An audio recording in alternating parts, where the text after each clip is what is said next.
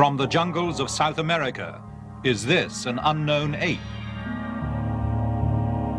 In the forests of the Congo, how huge was this snake which rose up and menaced a helicopter? In Mozambique, could this be an unknown species of big cat? In the Pacific, did this man see the legendary dragon of New Guinea? Did the mammoth and the supposedly extinct creatures of the Ice Age really all die out? Mysteries from the Files of Arthur C. Clarke, author of 2001 and inventor of the communication satellite. Now in Sri Lanka, after a lifetime of science, space, and writing, he contemplates the mysteries of this and other worlds. Even in this small island, there are reports of strange animals not yet positively identified.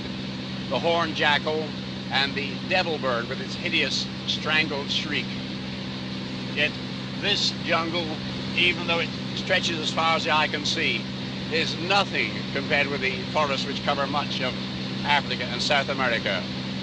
There's room for a whole zoo full of unknown animals there. And looking at this, I'm reminded of a riddle posed by an old philosopher. What is the most cunning of all the animals? That which no man has yet seen.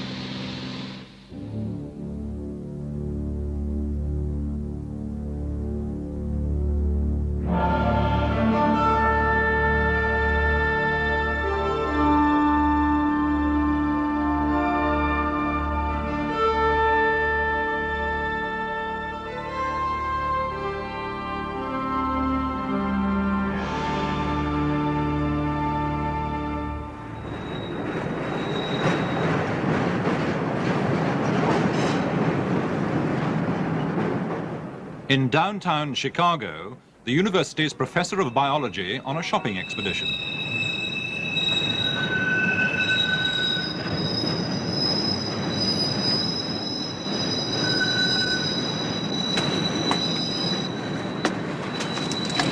What is all of this you have?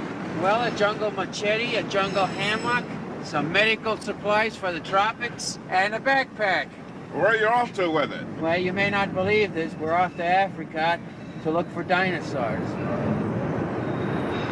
For it's in the Congo that Professor Roy Mackal and his colleague, explorer James Powell, really believe, from many reports, that there may exist a living dinosaur, or something like it. The animal is described as being as big as an elephant, or at least as big as a hippopotamus. It has a long head and neck and a long tail. It has feet that are like a hippopotamus, but it has 3 claws on each of these feet. Every kind of animal that we can think of that is alive today doesn't fit this picture. The closest it comes to, and amazing as this may seem, is a dinosaur that is extinct perhaps 65 to 70 million years. It does have an almost perfect resemblance to certain types of dinosaurs, particularly the 3-clawed footprint. That's almost the trademark of certain long-necked dinosaurs. What really got me onto this was in 1976, I had a grant from the Explorers Club of New York to study rainforest crocodiles in the Gabon, which is a country immediately to the west of Congo. And since I had read about these reports, I decided to see if I could come across any similar information. So among the Fang tribesmen, I tried a little, you might say, flashcard test. I first of all showed them pictures of 5 animals which are reasonably common in the Gabon jungles. And in each case I would say, can you recognize this animal? What is it? He says, sure, of course, that's an elephant, that's a gorilla, that's a leopard, etc. These things live around here in the jungle. We know them. Then just as a control test, I showed him a picture of a bear. Now there are no bear in Africa so far as we know. And I said, do you know that animal? He said, no, we've never seen this. That animal will not live around here. Then, just matter-of-factly, I showed him this. It's a picture of a diplodocus from a children's book on dinosaurs. I said, do you know that animal? And in several different villages, representing at least 2 different cultural groups, I would get consistent answers, yes, that's the Nyamala. We know that animal. It lives back in the deep lakes, deep in the jungles. Well, the evidence is strong enough that there seems to be some strange animal in this Congo. And if it's a dinosaur, it would be interesting enough for us to leave Chicago, the bright lights, the ghost of Mayor Daley, and go to the Congo. Thus inspired, Chicago's Congo Expedition 1980 equips itself for the unknown. Well, since the hammock works, James, I think I'll try on this mosquito hat. It won't keep out any mosquitoes, but let's see if it keeps out the snowflakes today. Oh, that was great. For even original. It feels warmer already. I don't feel any snowflakes, so it must work on mosquitoes, too. Somehow it doesn't look like the picture, does it? Well, that may sound a little crazy, and later we'll see what happened to them. But remember that until quite recently, people refused to believe in the mountain gorilla, the okapi, the Komodo dragon. They were all discovered in this century. Even the panda's a recent arrival. It was literally pandemonium when San Francisco gave an all-American welcome to a real VIP, a very important panda. Baby Sulin is the first giant panda to be brought to captivity. Now it's tea time with Mrs. Ruth Harkness. During a grueling expedition in China, she found Sulin crying in a hollow tree. But ever seen a happier panda than this? The okapi was dismissed as a fantasy of the pygmies, the mountain gorilla too, until the first specimens were killed. Who would believe the current stories of a saber-toothed killer loose even now in the Australian bush if we didn't have evidence on film that the ferocious Tasmanian tiger, this is the last one known, was still alive in Hobart Zoo in 1933. Snakes that can swallow a donkey look like Swiss Family Robinson fiction, except we do have eyewitnesses and even photographs. This giant anaconda was killed on the Amazon. According to a Rio paper, it was 130 feet long. This one was dispatched on the banks of the Mogiachu River in the interior of Brazil. When this snake, allegedly 115 feet in length, emerged from the river Oyapock, the militia were called out to machine gun it. But it was in Africa, the Congo, that an undoubtedly monstrous specimen appeared to confront this Belgian helicopter pilot, Remy van Leerde, as he returned from a mission in 1959. So as we had a camera on board, I decided to make several passes over the hole where the snake was in able to let the man take a picture of it. And I made certainly between 4 and 6 passes right over the hole where the snake was in. By then I was already flying for 25 years, so I have a very good experience of measuring things. And I would say the snake I saw there was close to 50 foot, close to 50 feet. I don't know you say 50 foot or 50 feet, but very close to certainly. And it was moving inside the hole and looking very dark green, deep green, brown, with his belly white.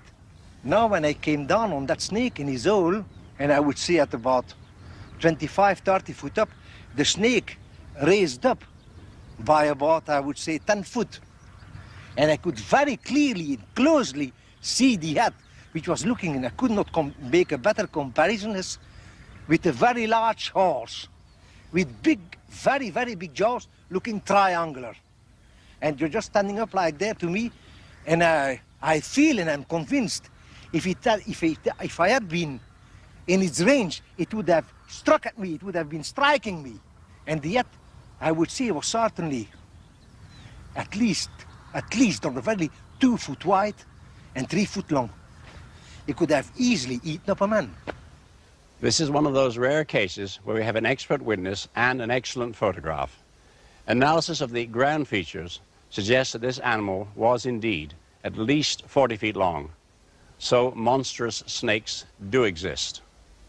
On the other hand, there's been a reward out for at least 60 years, initiated by Theodore Roosevelt, now worth $15,000, for any snake over 30 feet long, and no one has yet claimed it. Another controversial animal for which an excellent photograph exists is Lois's monkey. It was 1920 when from the Maracaibo jungle of Venezuela, these 4 gaunt and desperate figures emerged, the last remnants of a 20-strong expedition of Europeans who set off up the Rio Catatumbo 3 years before. All the rest had died, victims of fever or of the poisoned arrows of the Motilone Indians. But one of them, geologist Dr. Francis Delois, still had with him one extraordinary picture, which was to divide the zoological world for 50 years. Could it really be an unknown ape? Yes, said Georges Montandon, France's most eminent zoologist. And he christened it Amer Anthropoidis loisi, Lois's ape, though no ape had ever been known in America. But his deadly rival across the channel, Sir Arthur Keith, Fellow of the Royal Society, denounced the whole thing as a fraud or a nonsense. With academic scorn, he quoted Delois's own account in the Illustrated London News, telling of two creatures which had attacked Delois's party by the unorthodox means of defecating into their hands and throwing their droppings at the foe. The creature was merely a South American spider monkey, said Sir Arthur, with the tail either cut off or hidden. Dr. Montandon was not to be intimidated. He got his cousin, who worked for Standard Oil in Tulsa, Oklahoma, to send him a standard petrol tin packing case, as seen in the original photograph. Upon this, Montandon placed first a standard spider monkey, and then a standard Frenchman. Comparisons seem to make Lois's ape well over 4 feet tall. For Montandon, it was convincing proof. Since that day, no further evidence of a great ape has emerged from South America to vindicate Dr. Montandon or destroy theories of a hoax. But the question remains. Why should a Swiss geologist, not much interested in zoology, his companions dying or being murdered all around him, be bothered to fake a picture? For that reason, if for no other, Lois's ape remains a mystery.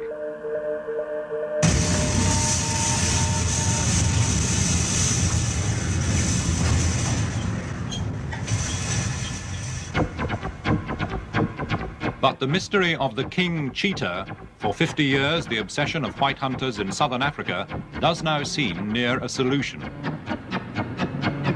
Paul and Lena Bottriel sold everything they had, even their house, in order to pursue the legend of a beast, ferocious and striped, more like a tiger, which ran with the cheetahs. The normal cheetah we've known of for 5,000 years, and they've been absolutely identical. The Kublai Khan had 1,000 in his kennels, and many of these great princes and kings have had paintings and wall edgings done, and they've all shown the cheetah as we know, the normal spotted cheetah used for hunting, and there's been no difference for 5,000 years. And suddenly, in the last 50 years, we've come up with a cheetah which has these stripes, and it's completely different. There are some 26 skins. And so everyone is absolutely standard. Stripes here, and the final part of the tail being ringed as with the tiger, which is a striped cat. The Bottriels hired a balloon to search silently over the bush, until on the Mozambique border, they cornered their prey. And it was finally in Kruger Park that we found a live king cheetah that had been there for a number of years, and no one had really known about it. Photographed it and filmed it. This is the only known film of the striped king cheetah, running here with ordinary spotted cheetahs.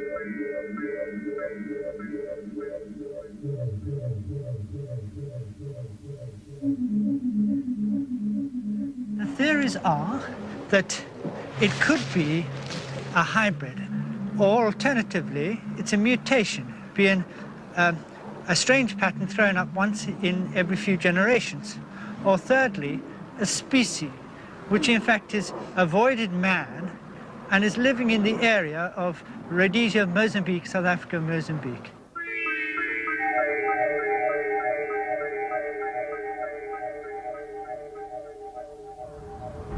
We could find a completely different species of animal, we don't know, and that in itself is enough to fight for and try and achieve. What may be a baby version of the legendary New Guinea dragon has also been filmed. It is said to kill dogs and wallabies and to grow to 20, 30, even 40 feet. In 1979, a 6-foot specimen was shot near the River Fly, and naturalist Ian Redmond determined to look for a full-grown dragon. We were staking out water holes because the lizard has to come for water every day, and some of the water holes are in a creek bed, so you're below the level of the forest floor in a creek bed by a pool. And one day there were two of us a few hundred yards apart. I was sitting by one pool and another chap by another pool, and I'd been sitting there for several hours and nothing happened. It was about 10 o'clock in the morning, and I heard these footsteps. It's a forest floor, so there's lots of dry leaves on the floor. Just these quiet, softly scrunching of dry leaves.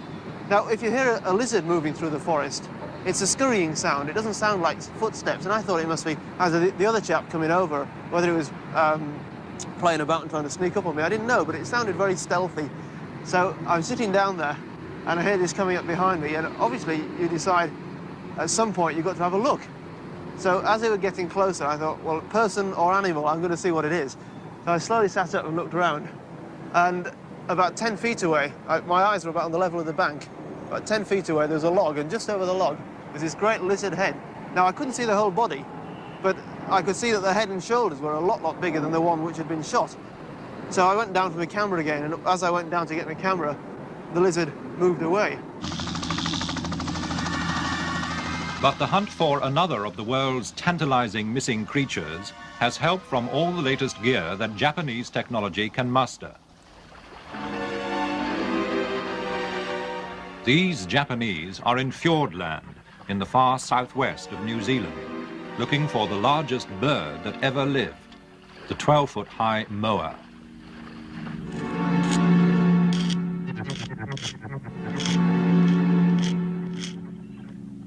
Excavations all over South Island have produced the massive bones of the moa.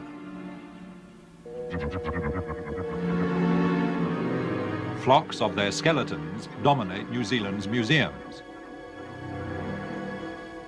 The moa certainly seems to have been seen as late as 1860, and one witness, Mrs. Alice Mackenzie, said she saw one on the sand at Martin's Bay in 1883. And it took no notice of me when I came near it. And I got nearer and nearer until I sat down on the sand behind it. And it was a bluish color, just a faded bluish gray color.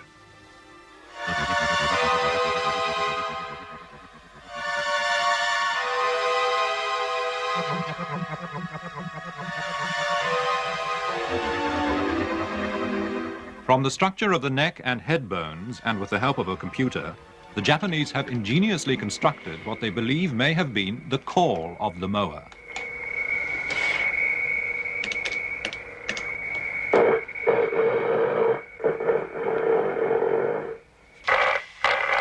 Armed with the tape and stories that the call has indeed been heard in recent times, they set off into the forest, hoping for, yet perhaps fearing, a response from a bird that was supposedly able to split a man's skull with its beak or kill him with a kick.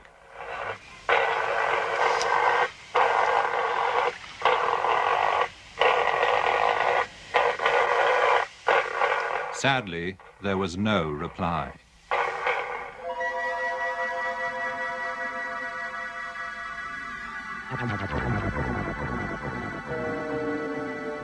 The most puzzling of all the stories of missing animals comes from the snowy regions of Siberia, the disappearance of the great hairy mammoth.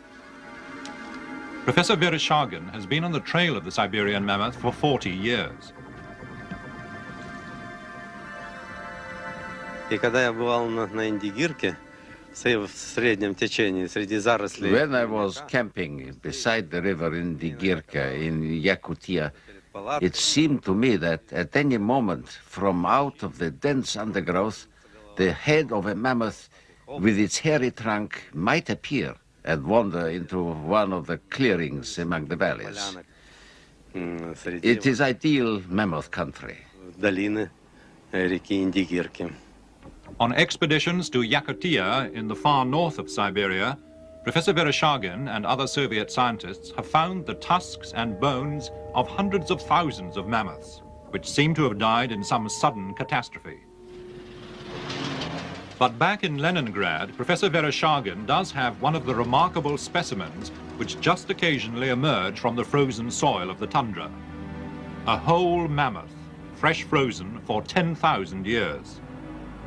This is the Berezovka mammoth, just as it was found having fallen down a ravine and been asphyxiated.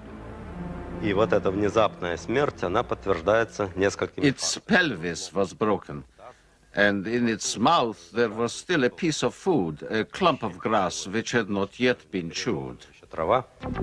There have always been tales that mammoths still live in Siberia. And then, in 1977, some Soviet gold miners found a baby mammoth in almost perfect condition. Amid great excitement, it was brought back to the Leningrad Museum. But Professor Vereshchagin is sure it died at least 10,000 years ago. Первобытная орда производила охоту. The mother was killed by hunters. This baby was wounded by a spear in the right leg. It managed to get away, but died of starvation. But the discovery of the baby mammoth has produced a possibility even more exotic than the thought that the mammoth could be still alive. Next time a mammoth is found, Russian scientists are going to take some of its frozen body cells and try to clone it. That is, grow, as is now theoretically possible, a new living mammoth from the cells of a body dead but preserved for 10,000 years.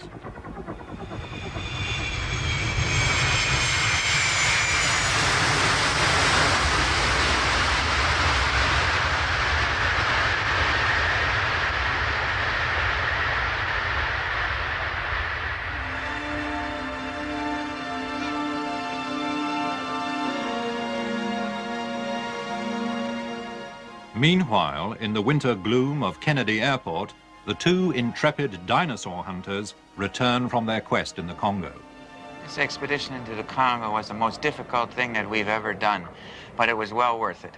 It was both the best and the worst that I have been on. In the sense, it was the worst in terms of the difficulties encountered, but it's the most exciting in the results of any of the African things I've been on. I remember walking through muck, slipping into slime up to my ankles, up to my waist at times. I remember the complete exhaustion every half an hour. When you couldn't get another breath of fresh air, you couldn't take another step. We were looking for eyewitness observers, and we gradually began to zero in on the geographical part of this area where eyewitness observers were concentrated. And using that technique, we were able to come to the center of the reports, to a place where actually the animals are alleged to be. They told us about how, about 1959, 3 of these animals, possibly 2, had been coming into Clarke, and this had disturbed the fishing of the pygmies. So the pygmies decided they're going to stop this and started to drive stakes in across the opening into the lake. This prevented the animals from coming in, but one was while it was attempting to get through the stakes, was speared by the pygmies. They proceeded to kill the animal and cut it up into slices. The report from the observer was that it took forever because of the long tail and the long neck. They described it as being about 30 feet long, with a head and neck 2 to 3 meters long, some 6 to 9 feet, looking much like a large snake, but attached to a thick body. What was maddening about it was that at Adipena, we were, I would say, about 25 airline miles from Clarke, which is one of the places where there might conceivably still be living specimens of this creature. We were unable to reach the lake because it would have taken from 2 to 3 days to get into the lake, a comparable amount of time to march out, and we would have wanted to stay, some time at the lake. And we would not have had time to get out of the country before our visas expired. As we went along and gathered this information, I became more and more convinced that we are dealing with a real animal, perhaps extinct in a very recent past, but still a real animal. Yet if we believe what the Congolese and the pygmies told us, the animals are still alive today in certain parts of the Bai River, which is a tributary of the Likwala, perhaps even in the Likwala and perhaps Lake Tele. We conclude that there is indeed a real animal and that this animal is a species which is unknown to science in a living form. So this case remains not proven. But if our exhausted heroes had been able to get their visas extended, they might have found what they were looking for. I think we've given enough evidence to suggest that very large, strange, and possibly amazing creatures may still exist in the remote places of this world. But while they're protected by jungles and swamps and various African bureaucracies, they may be safe from detection for a long time to come.